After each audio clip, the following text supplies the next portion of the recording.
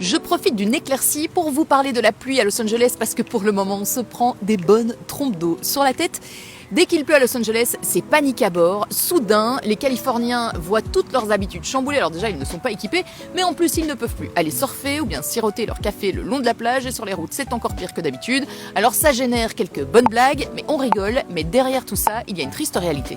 La pluie à Los Angeles met en lumière un problème d'environnement majeur. Après des mois sans précipitation, l'eau qui tombe entraîne avec elle tout ce qui traîne sur la route. Plastique, microplastique, mégots, pesticides, hydrocarbures, tout ça va directement dans l'océan via les canaux et les conduites qui traversent Los Angeles.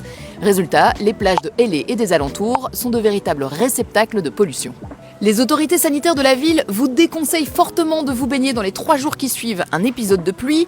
Les bactéries qui se trouvent dans l'eau pourraient vous rendre malade et c'est particulièrement vrai pour les enfants et les personnes à risque. Autre triste réalité de la pluie à Los Angeles, les zones récemment incendiées ont du mal à retenir l'eau, ça donne des ruissellements plus importants et ça a 2 conséquences assez dramatiques, donc la pollution des océans dont je viens de vous parler, mais aussi un risque de glissement de terrain et de coulée de boue. Souvenez-vous, en 2018, la pluie avait touché la région de Santa Barbara et avait provoqué des glissements de terrain monstrueux qui avaient coûté la vie à 15 personnes. D'ailleurs, ces derniers jours, à Los Angeles, plusieurs personnes ont déjà perdu la vie à cause des conditions météorologiques. D'ailleurs, si vous vous trouvez dans la région et qu'il pleut, faites comme tout bon Angelinos qui se respecte, annulez tous vos plans.